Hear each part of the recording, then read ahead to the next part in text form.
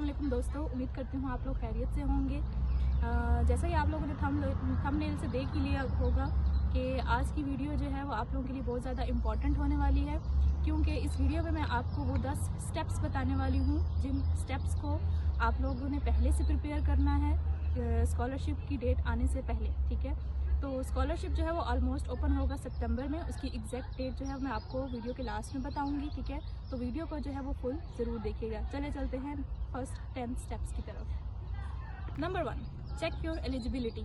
अब जो है वो एलिजिबिलिटी आप लोगों ने अपने कैसे चेक करनी है, सिंपल है। अगर आप लोग जो है वो बैचलर्स के लिए अप्लाई करने जा रहे हैं, ठीक है, तो आप लोगों के पास FSC की डिग्री होना ज़रूरी है। ठीक है, अगर आप लोग जो है वो अप्लाई करने जा रहे हैं मास्टर्स के लिए, ठीक है, तो आप लोगों के पास जो है वो बैचलर्स की डिग्री होना ज़रूरी है। ठीक है, लोग अप्लाई करने जा रहे हैं PhD के लिए, ठीक है, तो आप लोगों के लिए आप लोगों के पास उसके लिए जो है वो मास्टर डिग्री होना ज़रूरी है और कोई वैलिड रिसर्च होना भी ज़रूरी है, क्योंकि उसके लिए आप लोगों को सुपरवाइज़र को सिलेक्ट करना पड़ता है। नंबर 2, आप लोगों ने जो है वो अपना ट्रैक चेक करना है। ठीक है, अब ट्रैक चेक करने के लिए सबसे पहले जो है आपने अपना सब्जेक्ट देखना है। ठीक है, आपका सब्जेक्ट कौन सा है, आपका एरिया कौन सा है या आपकी फील्ड कौन सी है। ठीक है, तो जब आप लोग अपना सब्जेक्ट देखेंगे, ठीक है, आपने उसके अकॉर्डिंगली जो है वो देखना है कि कौन कौन सी यूनिवर्सिटीज़ आपका सब्जेक्ट जो है वो ऑफर कर रही हैं। ठीक है, फिर आपने हर उस यूनिवर्सिटी को चेक करना है। ठीक है, और उस यूनिवर्सिटी के अंदर देखना है कि स्पेसिफिक जो है वो कौन सा प्रोग्राम जो है वो आपके लिए सूटेबल है। ठीक है, तो आपने तब जो है वो पहले से चॉइस करके रखनी है, क्योंकि एंड टाइम पे जो है जब आप जल्दी में अप्लाई करते हैं, ठीक है, तो आप लोगों को समझ नहीं आती जल्दी में और आप लोग रॉन्ग यूनिवर्सिटीज़ को सिलेक्ट कर लेते हैं। ठीक है, तो ये बहुत ज़्यादा ज़रूरी है, आप लोगों के लिए बहुत ज़रूरी है कि आप पहले से ही ये वाली रिसर्च करके रख लें। ठीक है, तो ये बहुत ही इंपॉर्टेंट स्टेप है जो आप लोगों ने फॉलो करना है। Number 3, gather your all important documents like passport, diplomas and transcript. ठीक है, आप लोगों ने अपना जो है वो पासपोर्ट सबसे पहले बनवा के रखना है। ठीक है, आप लोगों को मैं अगर बताऊं तो पासपोर्ट के लिए जो आपके पास टाइम लिमिट है वो तकरीबन 2 साल का होना चाहिए। आपका जो पासपोर्ट है वो वैलिड 2 साल के लिए होना चाहिए।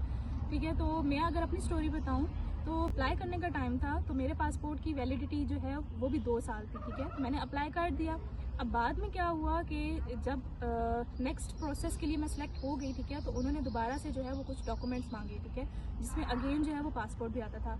तो उस टाइम जो है मेरे पासपोर्ट की वैलिडिटी तकरीबन 1.5 साल रह गई थी। ठीक है, तो उन्होंने मुझे दोबारा जो है वो रिकमेंड किया कि मुझे दोबारा जो है नए सिरे से पासपोर्ट बनवाना है। ठीक है, जिसकी वैलिडिटी जो है वो ज़्यादा होनी चाहिए। सही है, तो मैं आपको यही रिकमेंड करूँगी कि आप अभी से अपना जो है वो पासपोर्ट, अगर आपके पास बेशक है भी सही पासपोर्ट लेकिन वो सिर्फ 2 साल की वैलिडिटी है उसकी, तो फिर भी मैं आपको रेकमेंड करूँगी कि आप जो है अपना पासपोर्ट दोबारा से बनवाएं। ठीक है, ताकि उसकी जो वैलिडिटी है वो 5 साल हो एटलीस्ट। ठीक है, अगर आप 10 साल की करवाना चाहते हैं तो वो मर्ज़ी है आप लोगों की, क्योंकि अगर आप लोग बैचलर डिग्री या अगर आप PhD के लिए आना चाहते हैं इधर, ठीक है, तो फिर बेटर है कि आप 10 साल के लिए जो है वो अपना पासपोर्ट जो है एक्सटेंड करवा लें। और उसके अलावा जो है आप अपनी ट्रांसक्रिप्ट्स, ठीक है, वो कंप्लीट रखें, देखें, चेक में रखें कि आप लोगों ने ट्रांसक्रिप्ट्स वगैरह अपनी जो है वो सारी संभाल के रखी हुई हैं। ठीक है, सम टाइम ऐसा होता है कि हम लोग जो है वो अपनी ट्रांसक्रिप्ट्स जो है, ट्रांसक्रिप्ट तो होती है, हमारे पास सर्टिफिकेट नहीं होता। ठीक है, वो हमारे स्कूल्स या कॉलेजेस में ही पढ़े होते हैं, हम लेना भूल जाते हैं। ठीक है, तो वो सारे ज़रूरी है कि आप अपने डॉक्यूमेंट्स जो हैं वो अपने पास गैदर करके रखें। Write a clear motivation letter. ठीक है, अगर आप लोगों ने मोटिवेशन लेटर जो है वो अच्छे से लिखना है तो उसकी आप लोग अभी से प्रैक्टिस करना स्टार्ट करें। ठीक है, यूट्यूब के ऊपर बहुत सी वीडियोस होती हैं, ठीक है, कि मोटिवेशन लेटर को कैसे लिखा जाता है। ठीक है, लेकिन जब आप मोटिवेशन लेटर को लिखें, ठीक है, तो उसमें आपने अपनी सच्चाई लिखनी है। ये नहीं कि आप कोई अपनी फजूल सी बातें बताएं या ओवर एग्जैजरेट करें, नहीं। ठीक है, जो सच है वही लिखें। ठीक है, और कोशिश करें कि कन्विंसिंग मोटिवेशन लेटर लिखें। इंशाल्लाह अपनी अगले आने वाली वीडियोस में मैं आपको बताऊंगी कि मोटिवेशन लेटर जो है वो स्टेप बाय स्टेप जो है वो आपने कैसे लिखना है। ठीक है, और मैं इंशाल्लाह आपके साथ अपना मोटिवेशन लेटर भी शेयर करूंगी। ठीक है, तो ये भी एक इम्पॉर्टेंट स्टेप है जो आप लोगों ने फॉलो करना है।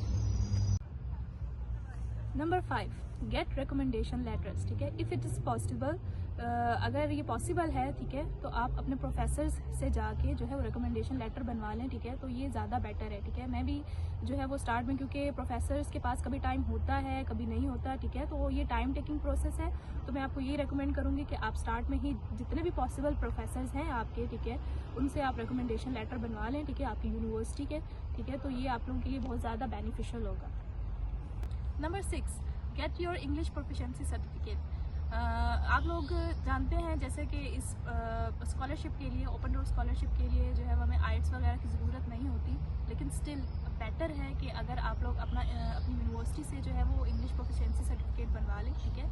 और इंग्लिश प्रोफिशिएंसी सर्टिफिकेट जो है वो फिर आपको आगे फ़ायदा देगा, क्योंकि एटलीस्ट अगर आप लोगों के पास ये होगा, ठीक है, तो कुछ ना कुछ बेनिफिट आपको इसका मिल जाता है, ठीक है। और यहाँ पे आने के बाद भी, ठीक है, आपको इसका फ़ायदा होगा, ठीक है। तो आप सिंपली अपनी यूनिवर्सिटी में जाएं, ठीक है, वहाँ पे आप अपने एडमिनिस्ट्रेशन ऑफिस में जाएं, ठीक है, और वहाँ ऑफिस में जाके आप लोग जो है वो उनसे सिंपली बोलें कि हमें जो है वो इंग्लिश प्रोफिशिएंसी चाहिए, क्योंकि आप लोगों का सारा करिकुलम जो है वो इंग्लिश में ही होता है, ठीक है। तो बेटर है कि आप टाइमली जो है वो इस प्रोसेस को कम्प्लीट कर लें।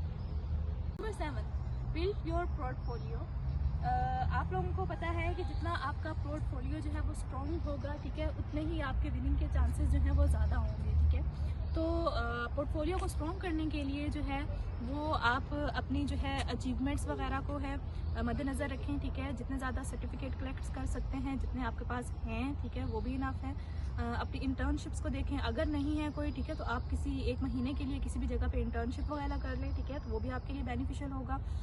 उसके अलावा जो है अगर आपके पास कोई एक्सपीरियंस सर्टिफिकेट है, ठीक है, अगर सर्टिफिकेट नहीं है तो बनवा लें, ठीक है। अगर आपके पास एक्सपीरियंस है लेकिन सर्टिफिकेट नहीं है स्टिल, तो सर्टिफिकेट वगैरह बनवाएं, ठीक है।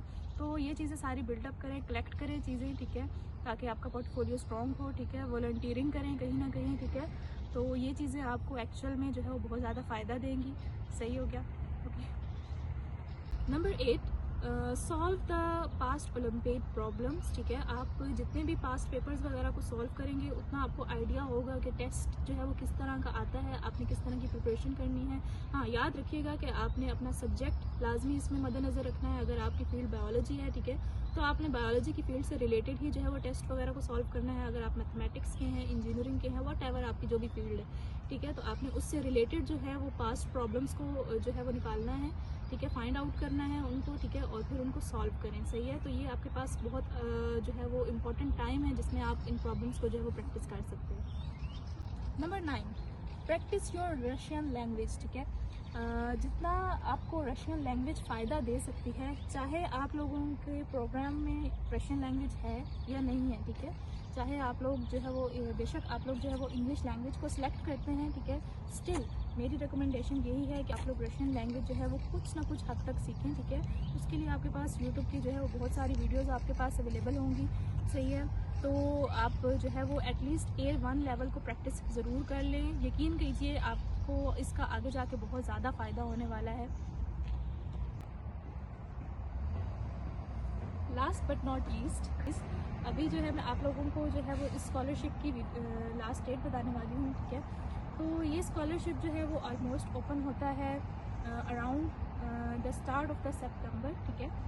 तो मेक श्योर कि आप जो है ये जो टाइम है आपका जून, जुलाई और अगस्त का, इसको आप वाइजली यूज़ करें, ठीक है। जैसे ही न्यू अपडेट आएगी कि स्कॉलरशिप कब ओपन होगा, एग्जैक्ट डेट बिल्कुल जो है अभी हमें नहीं पता, लेकिन ये प्रोबेबली जो है वो मोस्ट प्रोबेबली जो है ये सितंबर के स्टार्ट में ही होती है, ठीक है। लेकिन जैसे ही नई डेट जो है ये लोग हमें बताएंगे, ठीक है, तो मैं फ़ौरन से आप लोगों को चैनल पे अपडेट करूँगी, ठीक है। तो इसके लिए जो है आप मेरी वीडियो देखते रहें, मुझे फॉलो करते रहें, ठीक है। हो सके तो मेरे चैनल को सब्सक्राइब करें और लाइक भी कर दें। Thank you so much for watching my video. Hope कि आप लोगों को जो है वो इससे फ़ायदा होगा। इंशाल्लाह आगे आने वाली वीडियोस में भी जो है मैं आपको काफ़ी इन्फॉर्मेशन देती रहूँगी, ठीक है। तब तक के लिए अल्लाह हाफिज़।